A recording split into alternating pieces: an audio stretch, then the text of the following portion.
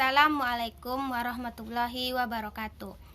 Saya Dita Indriani Putri, NIM 19053039, jurusan Pendidikan Ekonomi, Fakultas Ekonomi Universitas Negeri Padang. Di sini saya akan menjawab pertanyaan dari tugas manajemen pemasaran. Soal yang pertama yaitu jelaskan kategori bauran jasa. Kategori bauran jasa terdiri dari 4. Yang pertama yaitu barang berwujud murni, adalah penawaran yang terdiri dari barang berwujud yang tidak disertai dengan jasa, misalnya sabun, pasta gigi, garam. Kategori yang kedua yaitu barang berwujud yang disertai jasa, adalah penawaran yang terdiri dari barang berwujud yang disertai satu atau lebih jasa, misalnya industri mobil, industri komputer, industri HP. Yang ketiga yaitu hibrida, adalah penawaran yang terdiri dari barang dan jasa yang memiliki porsi yang sama. Misalnya, seseorang mendatangi restoran karena masakannya yang enak dan juga penyajiannya yang cukup baik. Yang keempat yaitu jasa utama yang disertai barang atau jasa kecil, adalah penawaran yang terdiri dari jasa utama yang didukung oleh barang atau jasa tambahan. Misalnya, meskipun seseorang melakukan perjalanan yang terdapat barang berwujud seperti makanan dan minuman, namun yang dibeli oleh penumpang adalah jasa transportasi. Yang kelima yaitu jasa murni, penawaran yang terdiri dari jasa murni, misalnya jasa asuh bayi, psikoterapi, dan jasa tukang pijit. Soal yang kedua yaitu jelaskan karakteristik jasa. Karakteristik jasa yang pertama yaitu tidak berwujud. Jasa tidak dapat dilihat, dirasakan, diraba, ataupun dibaui. Misalnya, seseorang yang ingin melakukan beda kosmetik tidak akan dapat melihat hasilnya sebelum ia beli.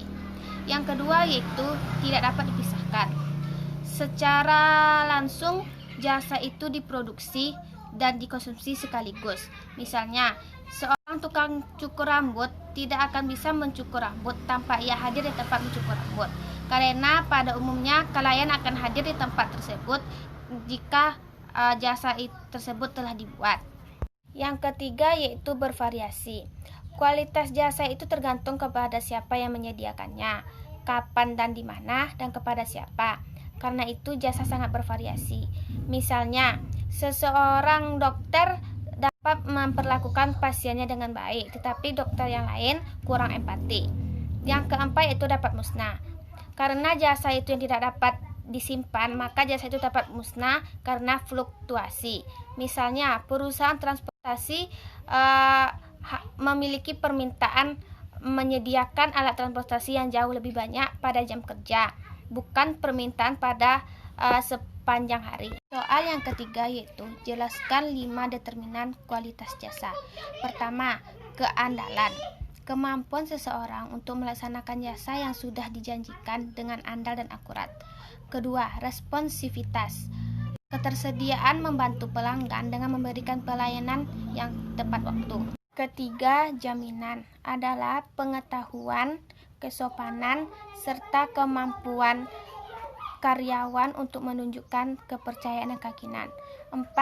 Empati, merupakan memperhatikan atau memberikan perhatian kepada pelanggan.